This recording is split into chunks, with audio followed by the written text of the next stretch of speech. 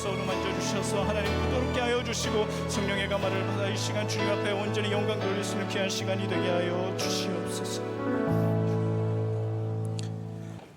다 같이 찬송가 365장을 부르시겠습니다.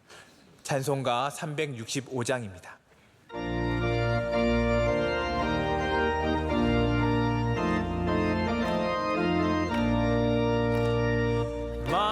마음속에 근심 있는 사람 주 예수 앞에 달래어라. 슬픈 마음 있을 때라도 주 예수께 아뢰라. 주 예수 앞에 달래어라. 주리의 친구니 무엇이나 근심하지 말고 주 예수께 아뢰라. 눈물 나며 깊은 한숨 쉴 때 주 예수 앞에 달래어라. 은밀한 죄 내게 있더라도 주 예수께 아뢰라. 주 예수 앞에 달래어라. 주리의 친구니 무엇이나 근심하지 말고 주 예수께 아뢰라. 괴로움과 두려움 있을 때 주 예수 앞에 달래어라. 내일을 염려하지 말고 주 예수께 아뢰라. 주 예수 앞에 달래어라. 주리의 친구니 무엇이나 근심하지 말고 주 예수께 아뢰라. 죽음 앞에 겁을 내는 자여 주 예수 앞에 달래어라. 하늘나라 바라보는 자여 주 예수께 아뢰라. 주 예수 앞에 달래어라. 주리의 친구니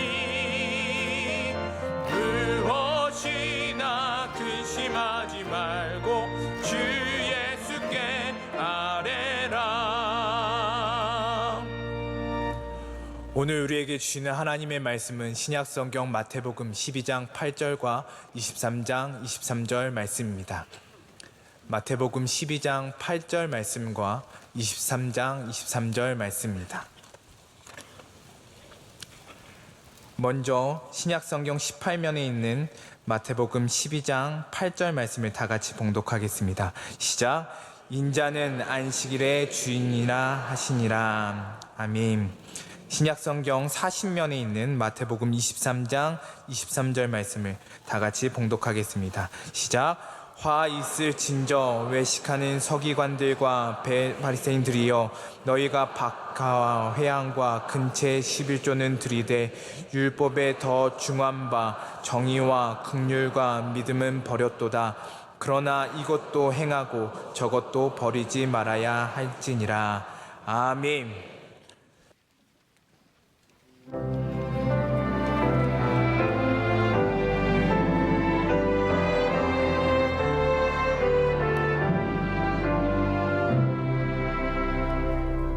나 어젯밤에 잘 때 한 꿈을 꾸었네.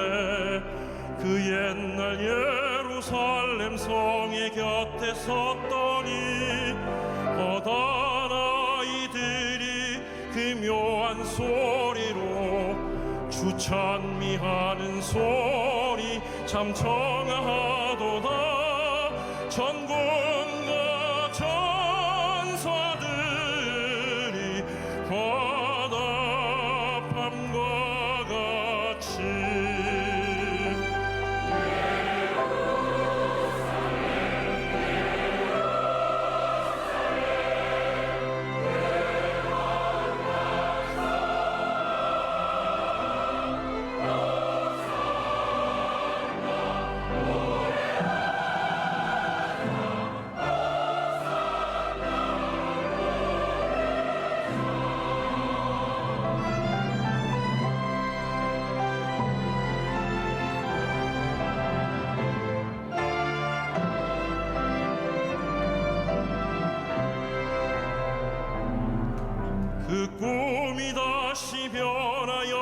길은 고요고 호산나 찬미 소리 들리지 않는다. 햇빛은 아주 어둡고 그 광경 참담해. 이는 십자가에 달리신 그때의 일이라. 이는 십자가에 달리신 그때의 일이라.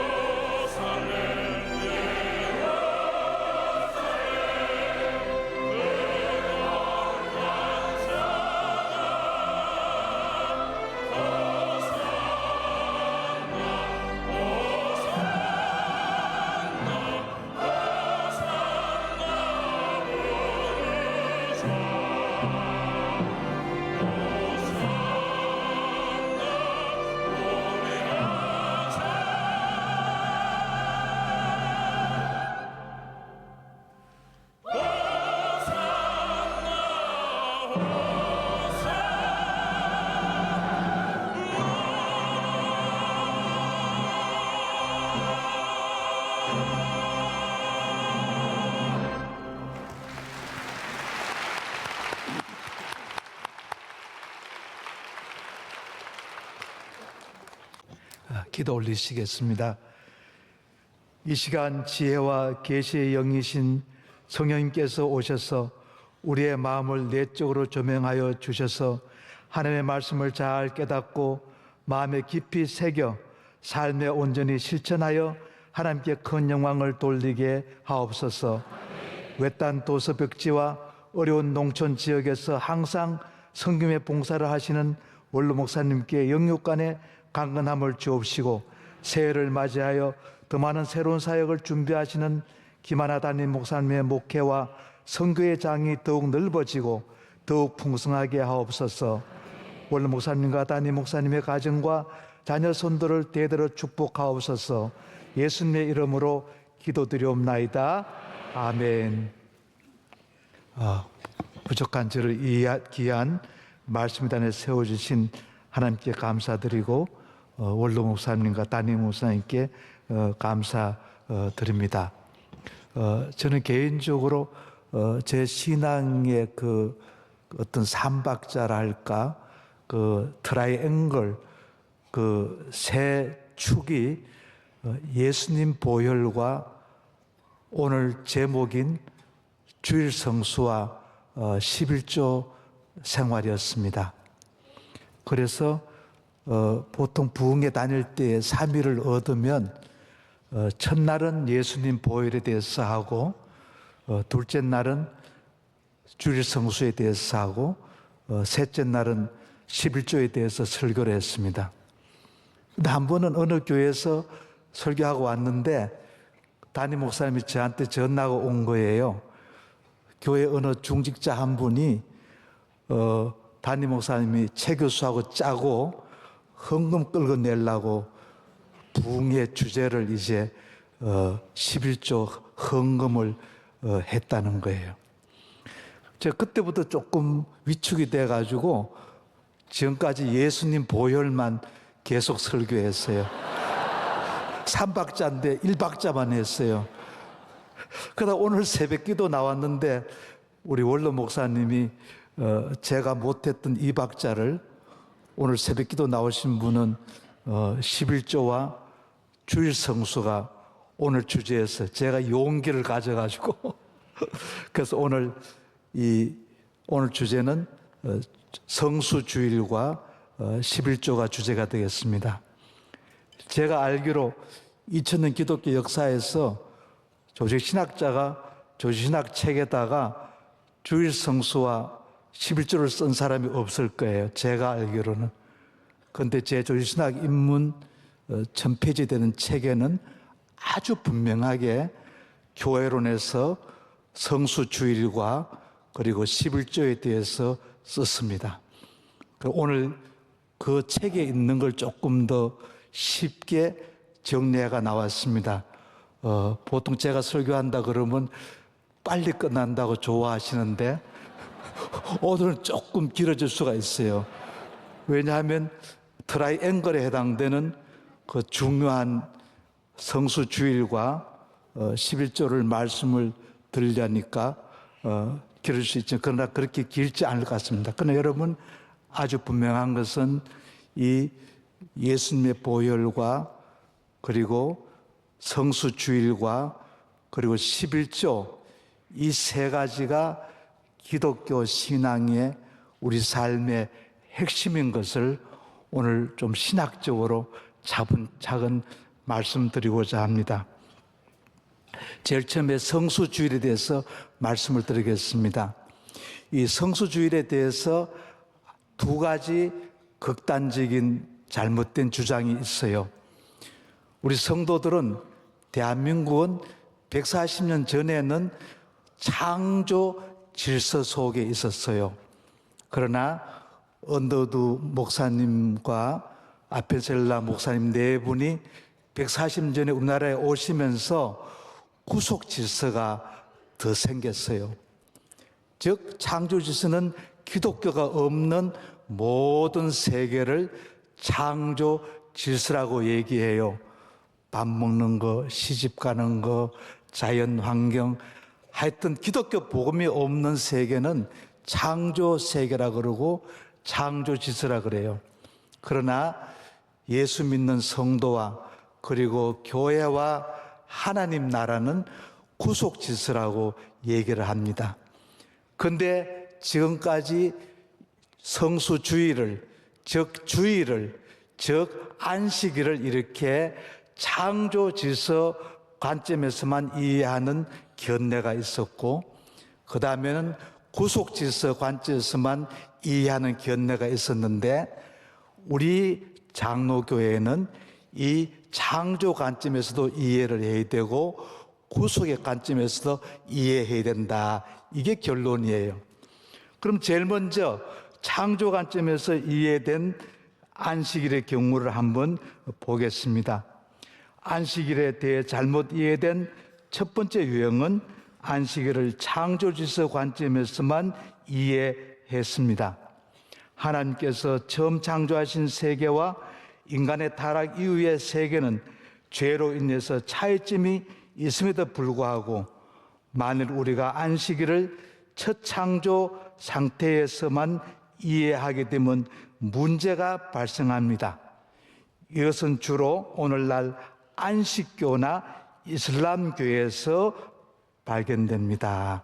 사실 안식교는 교리적으로 다른 이단에 비하면 그렇게 크지가 않아요. 그러나 안식교는 창조 관점에서 이 금요일 날, 토요일 날을 안식일을 지키기 때문에 안식교가 이단으로 규정되어서 오히려 단 이단보다도 안식교 이단이 더 심각한 문제를 발생합니다.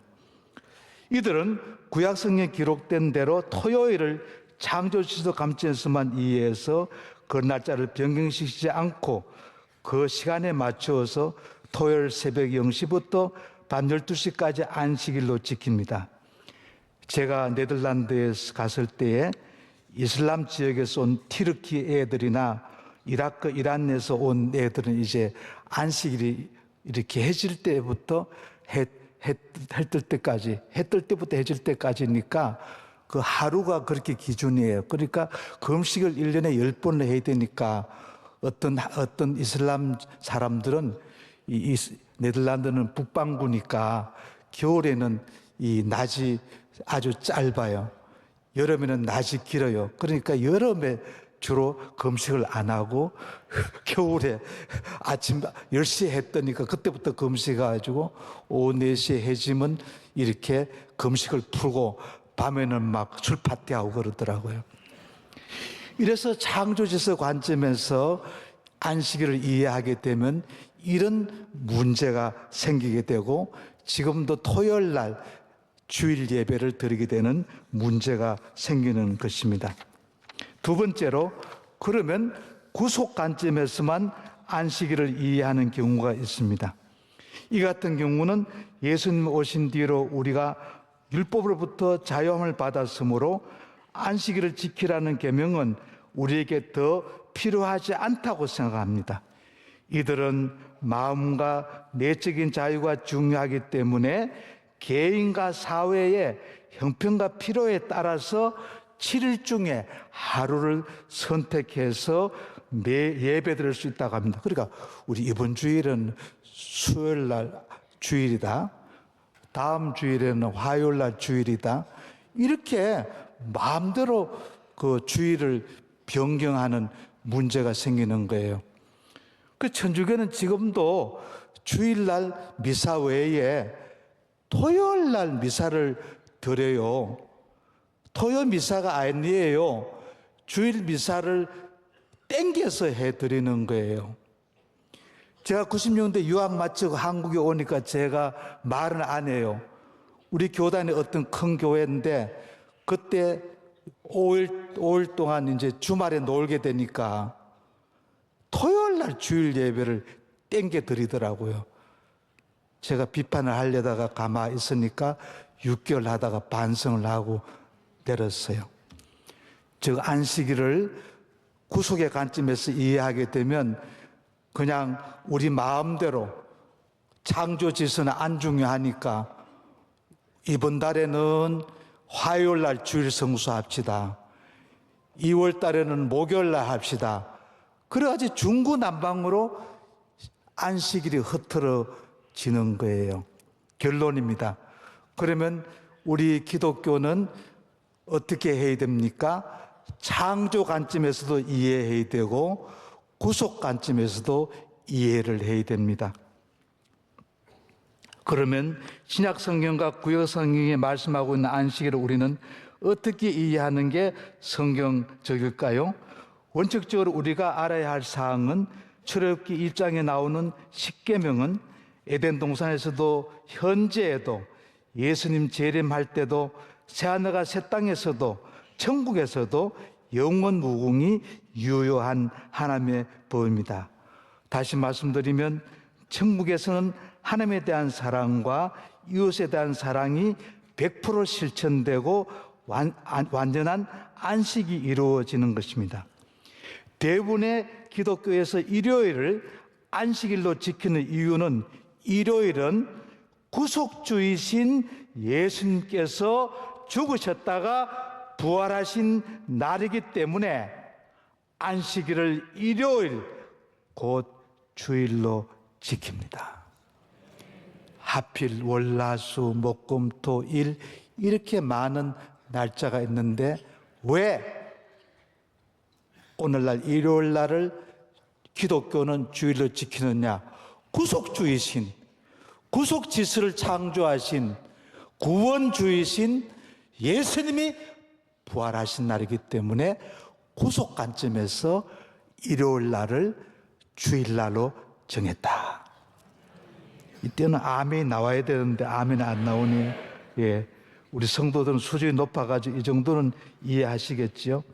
그런데 문제는 예수님 안에 있으면 참된 평화와 안식을 얻겠지만은 우리가 창조 질서 이 땅에 사는 동안에 여전히 육체적인 안식을 위해서 일주일에 하루 정도는 쉬도록 하나님이 우리를 창조하셨습니다. 놀라운 것은 이 6일 일하고 하루 쉴 때에 이 능률이 오르고 그리고 이 건강이 좋아진다는 거예요.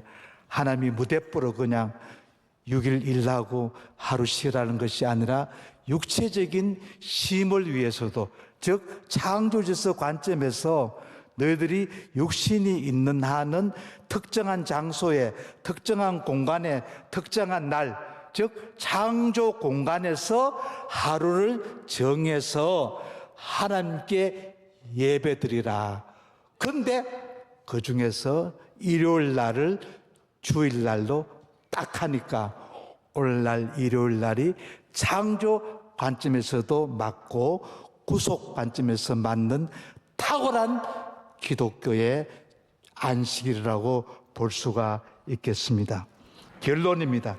그러므로 타락 이후 창조 관점에서 이 땅에서 안식은 장차 새하늘과 새하늘에서처럼 완전한 것은 아니지만은 우리의 육체의 쉼과 영적인 양식과 하나님에 대한 예배를 위해서 우리는 안식일을 필요로 합니다. 그러므로 오늘날 기독교가 안식일과 주일로 지키는 일요일은 그저 평범한 날이 아니라 절대적으로 대단히 중요한 주님의 날입니다. 우리는 안식일을 구속질서 차원에서만 또는 창조질서 차원에서만 이해하는 잘못을 피하고 구속질서 관점에서뿐만 아니라 창조질서 관점에서도 이해해야 합니다. 그러므로 우리는 우리의 생명이 다한 날까지 안식일의 주인이신 예수님의 재림 때까지 주일 예배드리고 생명을 구원하는 일을 할 수는 있지만은 우리 자신을 위한 노동을 피하고 교회를 중심한 신앙생활을 해야 합니다. 그래도 이는 주일로서 안식일을 통해서 창조주 하나님이 주시는 육체의 건강과 쉼을 얻을 뿐만 아니라 구속주 하나님을 통한 영적인 쉼을 얻을 수 있습니다. 결론입니다. 참으로 안식일로서 일요일, 주일은 주님께서 거룩하고 복되게 하신 날로서 성도와 교회에게 가장 귀한 날입니다. 아멘. 이제 두 번째로 11조에 대해서 말씀드리겠습니다. 교회에서 일반적으로 헌금이란 주제의 설교나 특강에 대한 성도의 반응은 대단히 민감합니다. 더구나 오늘 주제는 헌금이 아니라 11조라는 오늘의 주제는 성도들의 예민한 신경을 건드릴 수가 있고 심지어 성도들을 위협할 수도 있습니다. 재직회를 할 때 보면, 공동의회 할 때 보면 뭐 누가 집사 되고 누가 구역장하고 다 졸고 계세요. 그러다가 재정 보고 그러면 눈을 닦고 일어나요. 그렇습니다. 뭐 누가 구역장하고 누가 뭐 반장하고 안 그래. 동창회 가봐도 술 마시고 놀다가 지난해 회계 보고 합니다. 그러면 술 마신 사람도 눈이 말똥말똥. 여러분, 그래서 사탄 마귀는 제가 보혈 설교할 때보다도, 제가 성수주일 설교할 때보다도 11조 설교할 때 더 사탄 마귀가 역사하고 여러분의 마음을 아주 엉클어지게 만드는 경험을 저는 많이 합니다. 그래서 이 11조 설교할 때는 말벌이 저기 있으면 말벌을 이걸 잡으려면 확실하게 한 놈도 한 마리도 안 나오게 확실하게 딱 포위를 해가지고 불에 집어넣어야지 그 중에 한 마리가 나오면 말벌한테 쏘이면 죽습니다. 예수 보혈 설교보다도 주의 성수 설교보다도 11조 설교할 때는 사탄 마귀가 말벌을 끄집어내 가지고 성도들의 마음을 쏘면서 아따 최 목사 돈 좋아하네, 아따 우리 목사님 돈 좋아하네, 이렇게 우리를 오해시킵니다. 왜냐하면 여기에 가장 하나님의 큰 축복이 있기 때문에 마귀는 그걸 압니다. 그러나 기독교의 복음은 우리의 영혼 구원뿐만 아니라 우리의 영혼과 육체를 포함하는 신령한 몸의 부활을 약속하고 있습니다. 기독교 2000년 역사 속에서 물론 성경 속에서조차도 기독교 복음이 반쪽으로 양분되어 반쪽 진리만을 선포하는 잘못된 사상들이 나타났습니다. 물질과 육체를 무시하고 영혼만을 중시하는 플라톤 이원론, 영혼 불멸설, 마르시온주의, 영지주의 사상, 요한일서 4장 1절에서 2절에 예수님이 육체로 오신 것을 무시하는 자마다 적그리스도의 영이다. 그래서 예수님이 육체로 안 왔다는 거예요. 그냥 천사처럼 왔다는 거예요. 도깨비처럼 왔다는 거예요. 그러니까 대체로 신령하다는 성도들이 보면 이 물질을 굉장히 무시하는 경향이 있어요. 그러나 물질은 선한 것이고 창조주에 속하는 하나님의 귀한 선물이고 예수님도 성육이라는 말은 물질로 왔다는 말입니다. 물질이 대단히 중요합니다. 또 반대로 이렇게 물질만 중요시하는 것이 있습니다. 가령 공산주의 유물론과 쾌락주의와 성경에는 사두개인이 나옵니다. 사도행전 24장 8절, 돈만 밝히는 이 사두개인들, 그리고 공산주의 유물론, 쾌락주의. 그래서 우리 기독교는 이렇게 영혼을 무시하고 육체만을 강조하는 이 쾌락주의와 물질주의도 경계하지만 반대로 물질을 무시하고 영혼만 강조하는 영지주의도 강력한 이단으로 우리는 경계해야 됩니다. 우리는 영혼과 몸이 합해진 신령한 몸의 부활을 우리는 구원으로 보고 있기 때문입니다. 선하신 창조주 하나님께서 물질을 비롯한 우주 만물을 선하게 창조하셨고 지금도 우주 만물을 보존하시고 유지하십니다. 창조주 하나님은 아담과 하와를 창조하실 때 미리 창조하신 흙과 창조하신 영혼으로 성령을 통해서 전인으로 인간을 만드셨습니다. 천사는 육체와 물질을 입지 않는 영으로 창조되었지만은 우리 인간은 육체와 영혼으로 구성되었습니다.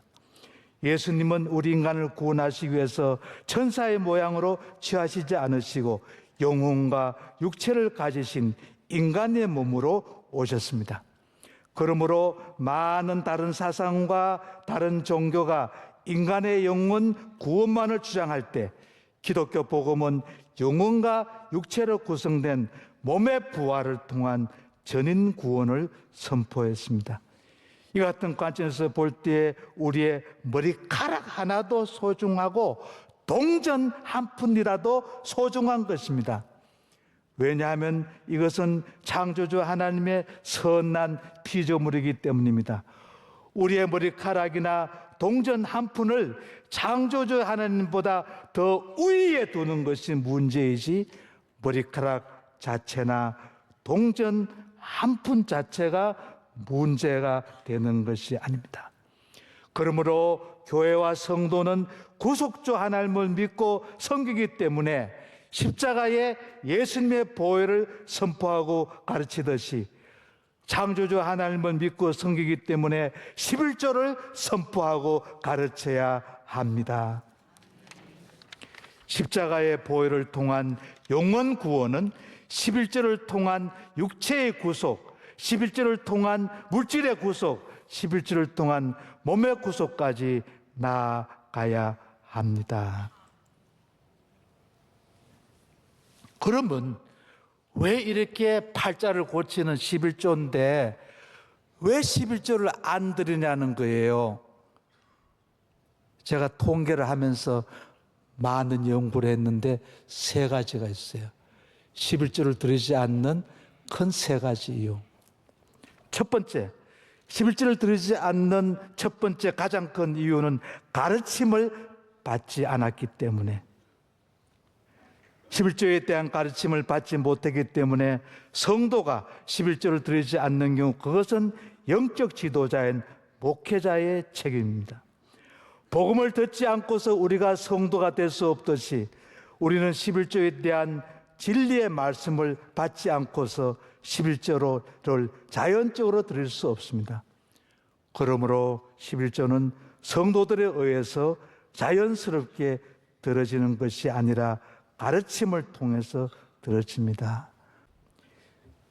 11조를 드리지 않는 두 번째 이유입니다. 두 번째 이유는 율법주의적인 오해 때문입니다. 이것은 대단히 중요합니다. 구약 성경에 기록된 11조에 대한 교훈, 창세기 14장 20절은 창세기 14장 20절, 창세기 28장 20절, 레위기 20장 30절, 말라기 3장 8절은 오늘날 우리에게 뭐가 난 것입니다. 어떤 성도들이 목사님 그것은 구약입니다. 우리는 율법 아래 있지 않고 은혜 아래 있습니다라고 항변합니다. 그러나 여러분, 구약의 밥 먹는 의식법, 구약의 제사법, 구약의 그다음에 의식법은 신약에서 형식적으로 완전히 폐지되었지만은 내용은 더욱 강화되었습니다. 구약에서 가령 이제 돼지발을 먹지 말라 그러면 신약에서는 안 먹어도 돼요. 먹을 수 있어요. 그 대신 돼지발을 먹으면서 믿음으로 잘 먹어서 체하지 않게 욕심 부리지 말고 먹어야지. 그냥 욕심 부리고 먹다 보면 돼지고기 먹다 체하잖아요. 여러분 오해하시지 마시기 바랍니다. 구약의 제사법, 의식법, 이 모든 것은 형식은 폐지되었지만은 신약에서는 내용은 더욱더 강화되었습니다. 그 대신 구약의 도덕법, 구약의 십계명은 지금도 영원무궁히 유효한 것입니다. 그렇습니다. 구약의 의식법, 제사법과 음식법은 신약에 와서 형식은 폐지되었지만은 내용은 더욱더 강화되었고 구약의 십계명인 도덕법은 영원무궁합니다. 놀라운 사실은 이것은 같이 보겠습니다. 마태복음 23장 23절. 이걸 사람들이 오해를 많이 해요. 마태복음 23장 23절입니다. 화하실진저 저주받을지어다 외식하는 서기관들과 바리새인들이여, 너희가 박하와 해양과 건채의 11조는 드리되 율법에 더 중요한 바 정의와 긍휼과 믿음 버렸도다. 그러나 이것도 이것도 행하고 됐드 저것도 버리지 말아야 할지니라. 이런 사람들이 뒷기절만 봐요. 건채의 11조도 드리고 그 다음에 정의와 긍휼과 믿음도 드려야 되는데 11조는 드리되 뒤에 걸 안 한 거예요. 그 예수님이 이것도 해야 되고 저것도 해야 되고, 헬라어 원문은 가장 강력한 부정어예요. 앞에 화하실진저 반드시 두 가지 다 해야 됩니다. 안 하면 화하실진저 11조도 드리고 그 다음에 경건과 의와 그리고 사랑도 해야 된다. 이 성경을 우리가 잘못 해석하는 거지. 그러면서 11조 드리는 게 별나냐? 믿음으로 드려야지. 정의로워야지. 예수님은 11조 드리는 것도 영어로 머스트가 아니에요. 오트예요. 머스트보다 강한 옷. 헬라어에서는 가장 강한 부정어가 바로 박하와 회향과 건체의 11조도 반드시 드릴지어다. 그 다음에 정의와 긍휼과 믿음도 반드시 드릴지어다. 그렇지 아니하면 화 있을진저. 점잖은 말로 표현하면 저주받을 지어다입니다. 이게 빨간 글자로 되어 있는 예수님의 말씀입니다. 여러분 성경을 선택적으로 읽지 마시기 바랍니다. 아주 정직하게 읽으시기 바랍니다. 뭐 조제 신학이 별 겁니까? 항상 지금의 성서 해석에서 이게 맞아야 조제 신학이지 이론으로 됩니까? 성서적으로 맞잖아요.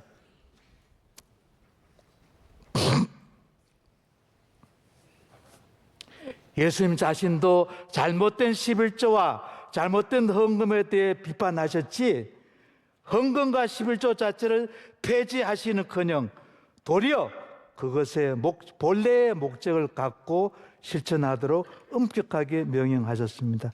그 11조를 드리지 않는 첫 번째 이유는 교회에서 안 가르쳤기 때문에, 두 번째는 예수님의 말씀과 구약의 말씀을 율법주의적으로 성경을 오해했기 때문에, 세 번째입니다.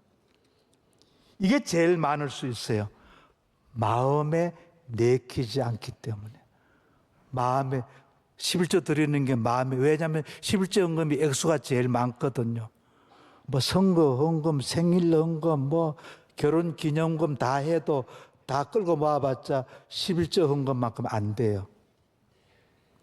찌스러기 부스러기 다 드려도 11조만큼 안 돼요. 드리기 싫은 거예요. 대부분의 성도는 마음에 내키지 않기 때문에 11조를 드리지 않습니다. 그 두 가지 이유가 있습니다.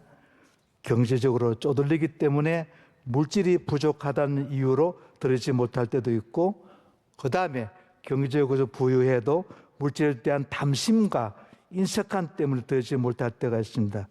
이 두 경우 모두 하나님의 나라의 도래를 막는 중요한 방해물은 물질 자체가 아니라 물질에 대한 우리의 탐욕입니다. 월급을 50만 원 받았는데 5만 원 드리면 회계 재정하시는 분이나 목사님이 아 그렇구나 하고 이게 부끄러울 수 있다는 거예요. 그래서 수입이 너무 적기 때문에 창피해서 못 드리는 거예요. 그럼 수입이 너무 많기 때문에 욕심 때문에 못 드린다는 거예요. 그러면 여러분 11조를 드려야 하는 유일한 이유는 무엇입니까? 성경적이기 때문입니다. 예수님의 말씀인 마태복음 23장 23절이나 누가복음 11장 4절 동사는 원문 헬라어와 영어 번역으로 의무사항인 명령법으로 사용되었습니다. 하나님의 말씀과 명령은 우리의 감정이나 기분에 따라 취소되거나 변경되는 것이 아니라 우리는 무조건적으로 그것을 따라야 합니다. 그런데 하나님은 우리의 이 같은 심정을 아시고 이 명령에 대한 순종에 대한 결과로 풍성한 축복의 약속을 하시면서 우리가 11조를 기꺼이 드리도록 격려하시고 권고하십니다. 이게 놀라워요. 이 11조 헌금은 의무이기도 하지만은 하나님의 약속이라는 거예요. 마치 기도가 성도의 의무지만은 기도하면 주신다는 거예요. 제가 왜 위협을 받으면서 부흥사로서 이상한 체교수 와가지고 보혈이나 설교하지 헌금 끌어내려고 왜 11조 설교하냐? 제가 그런 오해를 받더라도 이 설교를 하는 것은 여러분 부자 만들기 위해서 하는 거예요. 저만 돈 밝힌다 오해받고 난 다음에 여러분 떼부자 되게 하기 위해서 말씀을 전한다는 거예요. 왜? 11조는 명령이기 때문에 하기 싫을 수 있지만은 약속이 있기 때문에 여러분에게 벼락부자 만들기 위한다는 거예요. 제가 대학교 1학년 때 교회 처음 나가서 11조를 배웠는데 저는 고학생이기 때문에 대학원까지 고학을 했는데 그때 이제 알바를 하게 되면 이제 정부미 쌀 20kg 10만 원 주고 사고 토큰 사고 이러면 11조 드릴 게 없는 거예요. 계속 들었는데 한 번은 11조를 떼먹었어요. 근데 보통 아르바이트를 하는 그 주택집에 들어갔는데 이렇게 철로 된 여기 문인데 평소에 잘 수그리고 들어갔는데 그날 따라서 박아버렸어요. 그 세브란스에 가서 제가 강남 세브란스 신촌 근처에 살았으니까 거기 학교가 있으니까 그래가지고 꿰매니까 딱 11조 헌금하고 딱 같아. 그때 제 음성이 최 선생 깨지고 낼래 안 깨지고 낼래. 그 뒤로는 제가 11조를 안 들은 적이 없습니다. 여러분 네덜란드 개혁교회 욕하지 마시기 바랍니다. 네덜란드 개혁교회는 600년 동안 오전 예배가 9시고 오후 예배가 5시입니다. 제가 출석한 네덜란드 교회가 300명이었는데 오전 예배 300명, 오후 예배 300명입니다. 300명입니다. 지각 결석하지 않습니다. 여러분 서양교회 비판하지 마시기 바랍니다. 우리 겨우 140년 믿었습니다. 유럽은 2000년 예수 믿으면 지겨울만도 하지요. 유럽 개혁교회는 600년 믿으면 지겨울만도 하자요. 지금 제가 다녔던 네덜란드 개혁교회 오전 예배 300명, 오후 예배 300명. 오전 예배 9시, 오후 예배 저녁 예배 5시. 대림절 되게 되면 대림절 때 이미 온라인으로 11조 온라인으로 성도가 교회에다 내요. 이 온라인으로 자동 직업으로 11조 드리는 거예요. 주일날은 3번 헌금 드려요. 설교 전에 한 번, 설교 후에 한 번. 나가면서 구제 헌금 드려요. 설교 전에 설교 후에는 이것을 헌금함을 돌리고 구제 헌금은 그냥 뒤에다가 배치해 놔요. 유럽교회가 썩었다고요? 개혁교회가 썩었다고요, 여러분? 그렇지 않아요. 600년간 오전 예배 300명, 오후 예배 300명이에요. 그리고 우리 4명이 때문에 줄었어요. 날짜선 변경이 있으니까 봄 되면 우리가 지각해가지고 예배 출장 4명이 줄고 가을 되면 날짜선이 돌아오니까 가면 예배가 아주 1시간 남았어요. 충격입니다. 충격입니다.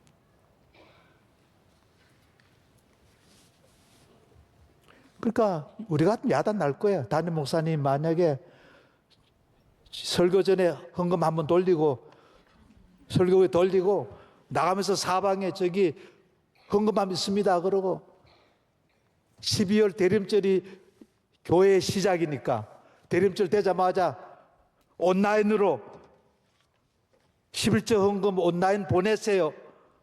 데모 일어날 겁니다. 정신 차리세요. 예. 이제 말씀을 정리하겠습니다. 그래서 제가 목숨 걸고 하는 거예요. 11조는 의무이지만은 이거는 고상한 분들이 할 수 있어요. 그 성숙한 분이.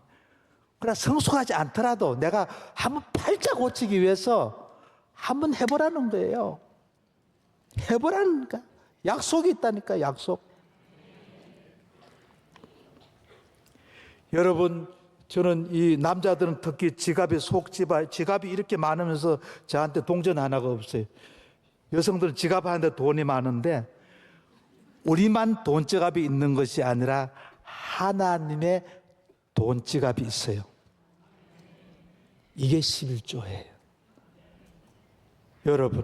여러분이 10,000원이 있으면 99,000원은 내 돈지갑에 넣고 1,000원은 하나님의 돈지갑에 넣어야 되는데 하나님의 돈지갑을 한번 보시기 바랍니다.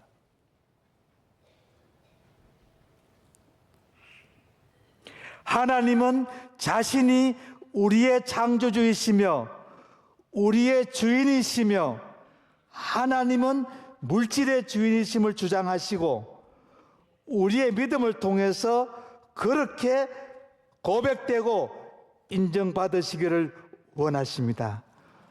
그러므로 모든 것이 주님의 소유라는 고백으로서 주님께서 11조라는 물질의 원리를 제정하신 것입니다. 잘 들어보세요. 하나님은 모든 것을 소유하시지만 그의 백성들이 그분의 돈주머니에 바치기 전까지는 아무것도 소유하지 않으십니다. 여러분의 100만 원이 그게 원래 하나님 거였는데 여러분에게 100만 원을 선물로 주시고 난 다음에 하나님이 그게 11조 만 원을 성별해서 하나님 돈지갑에 안 넣으면 하나님은 소유하지 못한다. 사업하신 분들, 직업 다니시는 분들 생각해 보시기 바랍니다. 여러분께서 하나님부터 많은 소유를 받았는데 그 소유 중에 10분의 1을 하나님의 돈 주머니에 들이지 않을 때 하나님은 빈털터리라는 거예요. 다시 말씀드립니다. 하나님은 모든 것을 소유하시지만은 그의 백성들이 그분의 돈주머니에 바치기 전까지 아무것도 갖지 않으십니다. 이제 우리의 돈지갑을 보겠습니다. 우리의 돈지갑. 개인, 교회, 가정, 사회, 국가를 위한 물질적인 유익과 영적인 유익이 있습니다. 11조를 통해 개인, 교회, 가정, 사회, 국가가 경제적으로, 물질적으로 풍성해집니다. 우리는 11조를 통해 물질의 노예로부터 벗어나서 물질을 지배하고 향유함으로써 영적으로 더욱 성숙하고 자유롭게 됩니다. 유럽의 기독교 사회주의는 뭐냐면 11조에서 나왔습니다. 세금이. 그래서 모든 국민이 수입만큼 10%의 세금을 들이면 사회가 운영이 됩니다. 이게 하나님의 11조 법칙입니다. 저를 대통령 시켜주시면 제가 11조 정책을 쓰겠습니다. 그 세금 면제하면 안 됩니다. 만약에 여러분이 최저생계비 30만 원 받으면 국가가 3만 원을 떼야 돼요. 예. 그 유럽의 이 사회복지제도는 11조에서 나온 것입니다. 10%. 그래서 하나님께서는 어디 개 모임이나 어떤 동창 모임이나 어디든지 10%를 내면 그 공동체의 재정이 문제가 나지 않습니다. 이것은 그냥 단순한 게 아니라 하나님의 깊은 창조주 하나님께서 창조의 원리를 11조를 통해서 운영하시는 놀랄만한 하나님의 지혜요 하나님의 방법인 줄로 믿습니다. 그렇습니다. 11조를 드리는 성도의 주머니는 위는 제가 만드는 말이에요.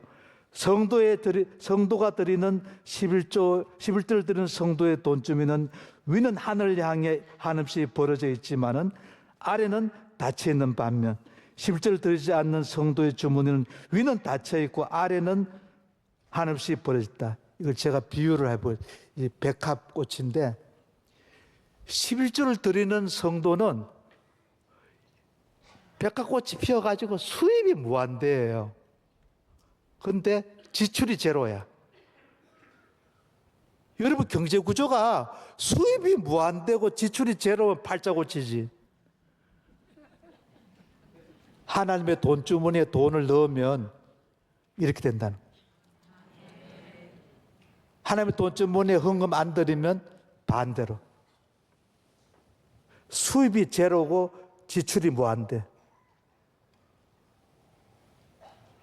이게 비유가 아닙니다. 비유가 아닙니다.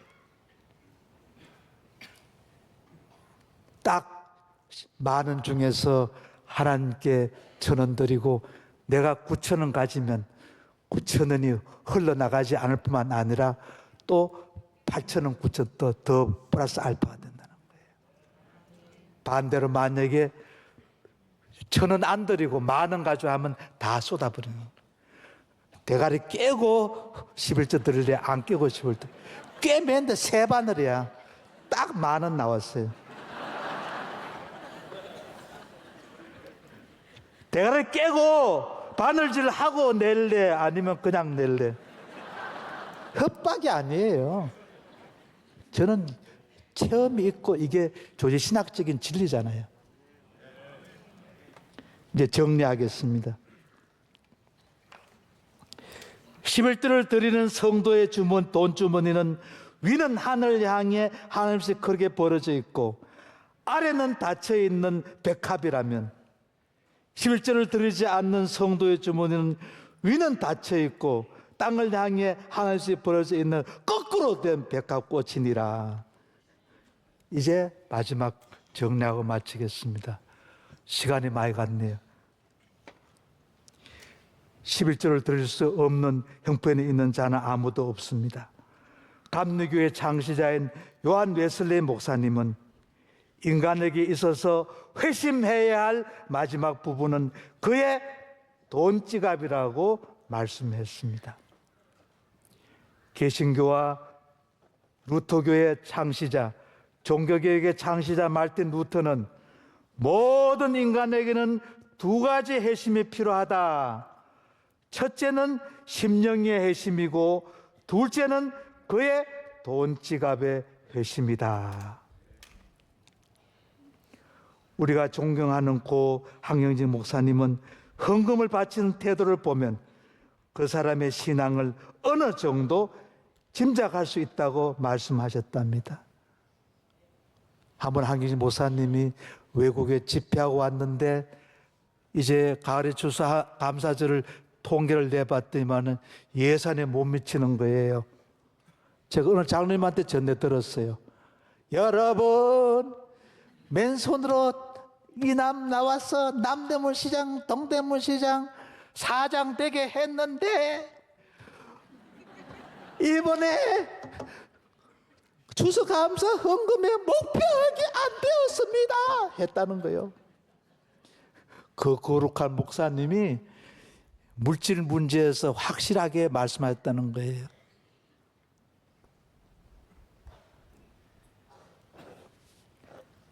기도드리시겠습니다. 우리의 모든 찬송과 경배를 받으시기에 합당하신 성부, 성자, 성령 삼일째 하나님, 오늘 예배를 통해서 우리 자신들과 가정과 사업을 마음껏 축복하시고 성수 주일과 11조 목숨보다 더 귀하게 여기면서 일생 동안 이 땅에서 드림으로 하나님께 큰 영광 돌리고 우리 자신과 자자손손 큰 복을 받게 하옵소서. 예수님의 이름으로 기도드리옵나이다. 아멘.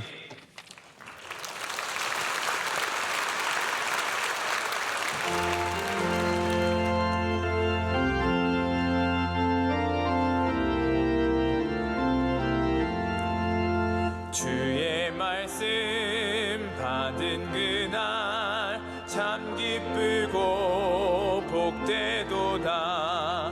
이 기쁜 마음 못 이겨서 온 세상에 전하노라.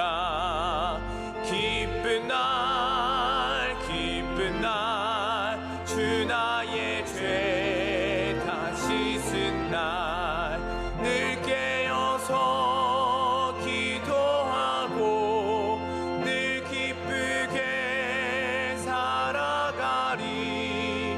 기쁜 날 주 나의 죄 다 씻은 날. 아멘. 이제 우리 주 예수 그리스도의 은혜와 하나님 아버지의 사랑과 성령의 충만하심이 우리 모두에게 함께 하시기를 축원하옵나이다.